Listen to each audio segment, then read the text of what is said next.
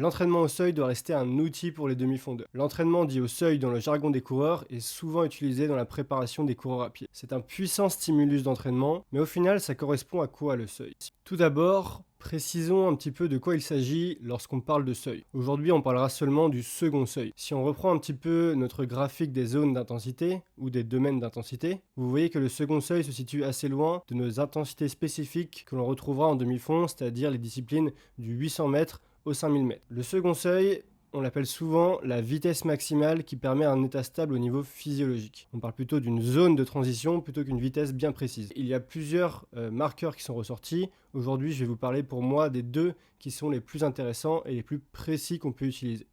Tout d'abord, on a le maximal lactate steady state, qui est l'intensité maximale qui permet une lactatémie stable dans le temps. Cette intensité, certains papiers ont montré qu'elle sous-estimait légèrement la vraie intensité qui permet un état stable au niveau physiologique, donc le second seuil. On se situe environ entre 83% jusqu'à 90% de notre vitesse AVO2 max, c'est-à-dire notre VMA, que l'on peut maintenir entre 6 et 8 minutes. Donc ce MLSS, eh bien, on peut le maintenir entre 1h, 1h15 selon le profil des coureurs. La même chose, les pourcentages différeront entre 83 et 90% selon notre profil de coureur. Le deuxième marqueur qui est intéressant, c'est la vitesse critique. La vitesse critique semble un petit peu mieux représenter cette vitesse maximale qui permet un état stable au niveau physiologique que le MLSS. Cette vitesse critique, elle va plutôt se situer entre 85 et 93% de notre VMA selon notre profil de coureur, encore une fois. Cette vitesse, on pourra la maintenir entre 35 et 50 minutes. Finalement, on voit bien qu'on se situe assez loin des intensités qu'on retrouvera en demi-fond, qu'on maintient entre 4-5 minutes pour le 1500 mètres jusqu'à 15-17 minutes pour le 5000 mètres. Et bien là, on est sur des vitesses qu'on peut maintenir 40-50 minutes, voire 1 heure.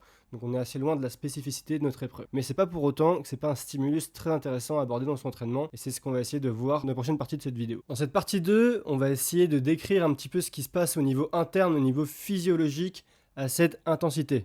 Je vous rappelle que c'est plutôt une zone, on va parler d'une zone par exemple d'1 km/h pour les coureurs à pied, c'est pas une vitesse très précise où se passent tous les changements. Prenons l'exemple de deux fibres musculaires, par exemple dans notre quadriceps, qui fonctionnent activement à l'effort puisqu'on en a besoin pour se déplacer. On va prendre une fibre plutôt de type lente et une fibre plutôt de type rapide. Également, rappelez que les fibres sont caractérisées en fibres lentes ou fibres rapides, il y a encore plusieurs sous-catégories. Il faut voir plutôt ça comme un spectre. C'est-à-dire que les fibres vont être plutôt lentes ou plutôt rapides selon leurs caractéristiques. Les fibres lentes auront plus de patrimoine mitochondrial, c'est ce que vous voyez sur le petit graphique, tandis que les fibres rapides seront plutôt glycolytiques, c'est-à-dire qu'elles auront moins de patrimoine mitochondrial, mais pourront développer plus de force plus rapidement que les fibres lentes. Finalement, plus l'intensité de notre effort augmente, et bien plus on va venir solliciter ces fibres rapides, car les fibres lentes ne pourront pas subvenir à l'ensemble de la production de force dont on a besoin pour se déplacer lorsqu'on court. Pour répondre à cette demande énergétique et à cette dépense d'ATP, qui est l'énergie dont on a besoin pour effectuer notre contraction musculaire, eh bien la glycolyse va se mettre en route pour refournir ces stocks d'ATP. Finalement, la glycolyse, elle débouche sur une production de lactate, et plus on va solliciter cette fibre rapide, et bien plus il y aura de lactate de produit. Finalement, vont se mettre en place les mécanismes de lactate shuttle au sein de la fibre musculaire. C'est-à-dire qu'on va venir essayer de faire une clairance du lactate via les processus de phosphorylation oxydative, c'est-à-dire d'utilisation de l'oxygène via les mitochondries pour venir recycler les lactates et finalement l'éliminer en quelque sorte pour refournir à nouveau de l'ATP. Plus on augmente dans l'intensité, et bien comme ces fibres rapides ne sont pas très performantes pour recycler ce lactate, et bien il y a des mécanismes de transport qui vont se mettre en place pour faire sortir ces petites molécules de lactate et pour les emmener vers les fibres lentes qui, elles, ont un patrimoine mitochondrial et des capacités de clairance du lactate beaucoup plus importantes que les fibres rapides.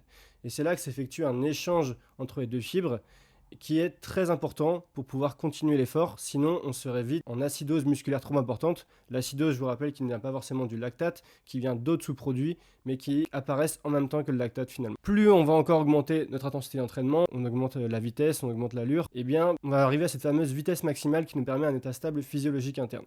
C'est-à-dire que là, on est à la limite des processus d'échange et de recyclage du lactate. Tout le monde est à fond, on envoie déjà un petit peu de lactate dans le sang, mais en fait, la production de lactate qu'on fait via les fibres rapides et les fibres lentes, eh ben, elle est équivalente aux capacités de clairance, de recyclage de notre lactate de nos fibres musculaires. C'est là qu'on arrive à ce fameux second seuil, dans cette zone du second seuil. Finalement, au niveau de l'oxygène, on pourra également observer des phénomènes, c'est-à-dire que c'est l'intensité où on est en équilibre entre la demande d'oxygène qui est nécessaire pour recycler ce lactate et l'apport d'oxygène qui est fait pour répondre à cette demande. Donc on est dans un équilibre entre la demande et l'apport d'oxygène. C'est là où on se situe dans le haut de cette zone 2. J'ai fait un article complet sur le métabolisme du lactate pour expliquer tout ça en détail. Maintenant, cette partie 3, on va aborder les intérêts de ce travail au second seuil.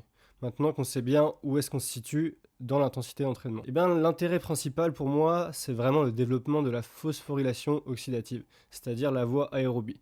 Notre capacité à venir utiliser cet oxygène, à venir recycler ce lactate et à venir refournir les stocks d'ATP via cette voie aérobie. Finalement, pour moi, c'est le principal intérêt, ce qui va nous permettre de rester plus longtemps en équilibre physiologique dans l'effort. Quand je dis plus longtemps, c'est à la fois à des vitesses plus importantes, à une intensité plus importante, mais également pouvoir soutenir ça plus longtemps dans l'effort. Donc la stimulation de la phosphorylation oxydative, eh bien, ça permet de développer plein de mécanismes sous-jacents. On a parlé des mitochondries, on va augmenter leur volume, on va augmenter leur masse, on va augmenter leur fonction, c'est-à-dire leur capacité à bien fonctionner avec tous leurs transporteurs. On va également augmenter toute cette activité enzymatique, toutes ces activités des transporteurs qui sont essentielles pour les lactates. On va augmenter également la capillarisation des fibres musculaires, c'est-à-dire le nombre de petits vaisseaux qui vont permettre l'arrivée de l'oxygène, mais également le départ des sous-produits, comme le CO2. Et donc ça, finalement, c'est vraiment des adaptations qui seront déterminantes dans notre performance en demi-fond. Un deuxième point, c'est tout simplement via la spécificité de ce qu'on est en train de mettre en place, c'est le développement du second seuil. C'est-à-dire notre vitesse maximale qui permettra un état stable, on va pouvoir la développer à une vitesse absolue, également une intensité relative en termes de pourcentage de VO2 max plus importante, ce qui va être important en demi-fond. Cette adaptation, je pense qu'on pourra la faire via différentes intensités d'entraînement, que ce soit inférieure à l'intensité second seuil, c'est-à-dire via des jogs, mais également à des intensités supérieures, c'est-à-dire tout ce qui est entraînement qui va stimuler VO2 max. On développera également ce second seuil, c'est pas un problème, mais je pense que via la spécificité de l'effort, on développera de manière un peu plus efficace en travaillant au second seuil. Finalement, l'avantage du second seuil, c'est qu'on peut y faire un grand volume d'entraînement sans accumuler autant de fatigue que lorsqu'on travaille au-dessus de ce second seuil. On pourra faire plus de volume, donc potentiellement plus d'adaptation au niveau aérobie et moins de fatigue à la suite des entraînements. Au-delà de développer le second seuil, comme je l'ai dit précédemment, c'est quelque chose qui va venir développer plein de mécanismes qui seront essentiels à la performance du 1500 mètres au marathon, légèrement moins sur 800 mètres, mais dès qu'on aborde des efforts de plus de 3 minutes, ce sera vraiment très important comme type d'adaptation. Dernier point pour moi qui est intéressant et qui est un peu moins mis en avant par la littérature, c'est l'économie de course, le coût énergétique. Lorsqu'on s'entraîne beaucoup à des allures de jog, eh bien finalement on est très loin de la spécificité de la foulée de course qu'on retrouvera en demi-fond. Lorsqu'on court au second seuil pour les athlètes bien entraînés, eh bien on sera quand même à des vitesses intéressantes, 17, 18, 19, voire 20 km/h. On se rapproche quand même assez grandement de la spécificité de la foulée de course qu'on retrouvera dans les intensités spécifiques du demi-fond. On pourra cumuler un volume d'entraînement beaucoup plus important à ce second seuil, ce qui sera très intéressant pour développer l'efficacité de notre foulée. On sait que cumuler un volume d'entraînement est un des facteurs principaux pour développer notre économie de course et notre coût énergétique. Pour ceux qui sont encore là dans cette vidéo, je vais vous donner quelques conseils pratiques pour bien mettre en place cet entraînement au second seuil. Donc l'idée sur le second seuil, ce qui est le plus important à retenir, c'est qu'on veut rechercher une réponse interne de l'organisme. On ne cherche pas à faire une performance. Pour ça que je dis que ça doit rester un outil, c'est que le second seuil ne doit pas devenir un objectif de performance tous les jours à l'entraînement. On va rechercher une réponse de notre organisme pour lui envoyer un stimulus et qu'il puisse s'adapter et progresser. C'est comme cela qu'on va développer sur le long terme nos adaptations de manière efficace sans avoir un niveau de fatigue trop élevé. En fait, ça sera très important de rechercher ça parce que généralement, quand on travaille au second seuil, on fait plus de volume que lorsqu'on travaille à des allures spécifiques. Donc, plus de volume dit plus de risque de fatigue. En fait, c'est simple, la charge d'entraînement, c'est votre volume multiplié par votre intensité. Donc, si vous faites un grand volume, vous avez intérêt à bien contrôler votre intensité, sinon vous pourrez arriver à une charge d'entraînement très importante qui sera peut-être néfaste sur le moyen terme et long terme. Donc cette charge interne, on va pouvoir la contrôler via différents mécanismes. Le premier, ça va être le RPE. Souvent, les demi-fondeurs, on va faire des séances de 20, 25, voire 30 minutes de volume cumulé au second seuil, des fois légèrement plus pour les coureurs de 5000 qui sont bien développés déjà. Et bien, dans ces 25-30 minutes, on doit chercher un RPE entre 6 et 7 sur 10 maximum, c'est-à-dire qu'on doit encore avoir du contrôle dans ce qu'on fait. On doit se sentir capable de pouvoir refaire une autre répétition d'environ une dizaine de minutes sans trop de soucis. Ça, c'est le premier point. Le second point, on pourra apporter des outils de contrôle objectifs de notre physiologie.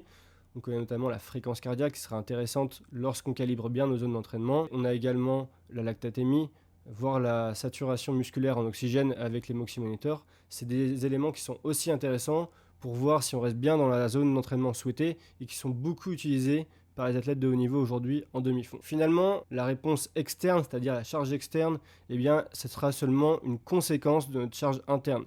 On doit adapter notre charge externe à notre charge interne. Je vous explique.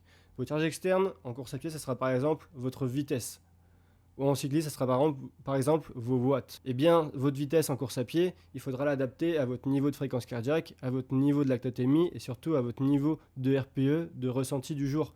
C'est comme cela que sur le long terme, vous exécuterez bien vos séances de seuil et que vous éviterez l'erreur d'arriver sur un sur-régime et de finalement pas obtenir les adaptations souhaitées sur le long terme. Donc si on fait bien cela, eh bien, on pourra se permettre simplement de cumuler un volume assez important, ce qui optimisera les bénéfices que j'ai précédemment énumérés. Ça sera pour moi plus intéressant qu'un jogging lent, même si on peut en faire moins qu'un jogging lent, car tout simplement on sera plus proche de la spécificité de notre effort, sera plus efficace pour stimuler la voie aérobie, ça sera plus efficace pour stimuler nos fibres rapides et développer notre foulée de course. Je vous rappelle que les adaptations qu'on fait à l'entraînement sont spécifiques au type de fibres qu'on recrute.